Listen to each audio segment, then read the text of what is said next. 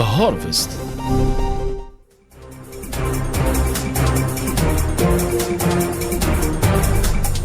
Welcome, dear listeners from all across the continent.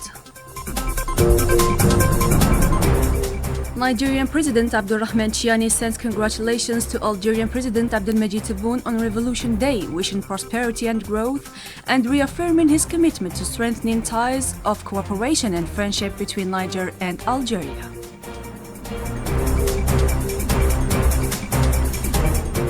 The foreign ministers of the G7 countries strongly condemned what they described as ethnically motivated attacks by Rapid Support Forces militia on civilians and aid workers in Al Fasher and North Kordofan.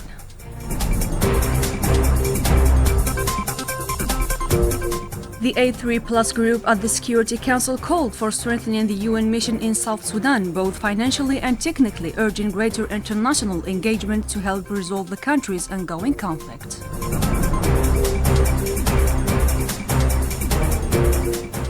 In Mali, the town of Lieri in the Timbuktu region has been under siege since last October by armed groups.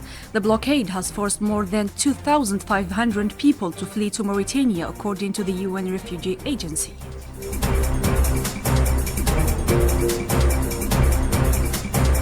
The Supreme Court of Guinea has released the final list of candidates for the presidential elections of December 28, with 9 candidates approved.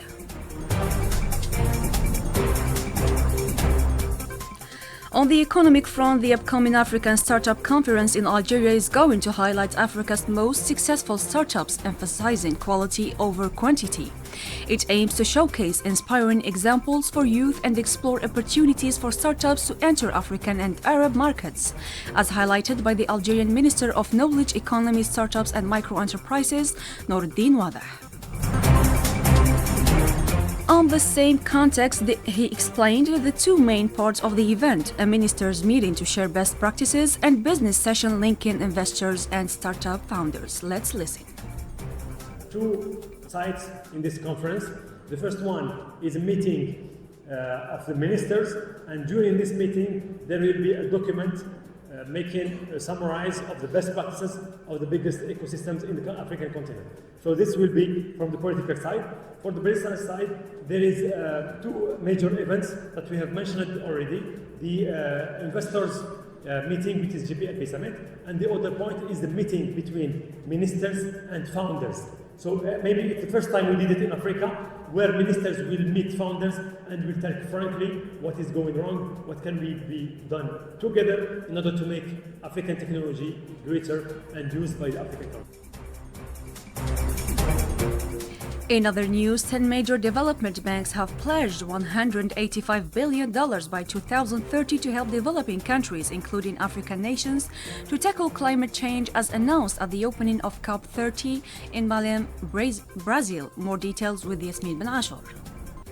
The African Development Bank, World Bank Group, and others will provide $120 billion from their own resources, with $65 billion from private investors. Funds will support adaptation and emissions reduction, building flood defenses, planting drought-resistant crops, and restoring forest and mangroves. But needs remain far higher. The United Nations says developing countries will need $310 to $365 billion a year by 2035. This new pledge adds to $118 billion already mobilized last year. Financing will stay a key topic at COP30, which brings together 117 delegations, even as senior USA officials are absent.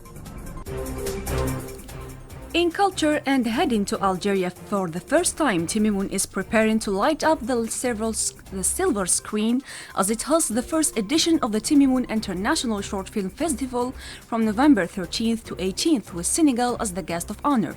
Details with Widad Alawa.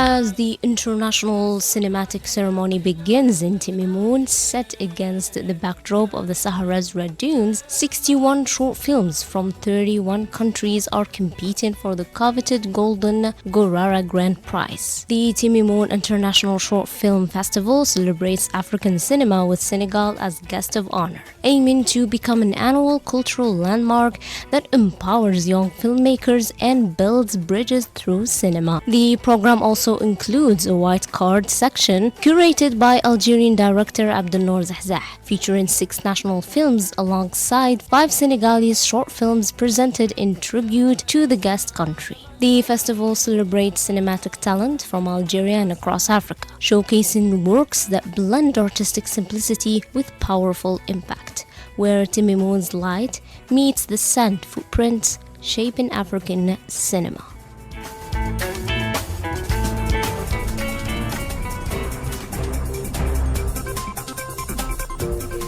In sport football, African World Cup playoff matches continue today with the semi-finals Nigeria versus Gabon and Cameroon versus Democratic Republic of Congo to decide the teams advancing to the finals next week.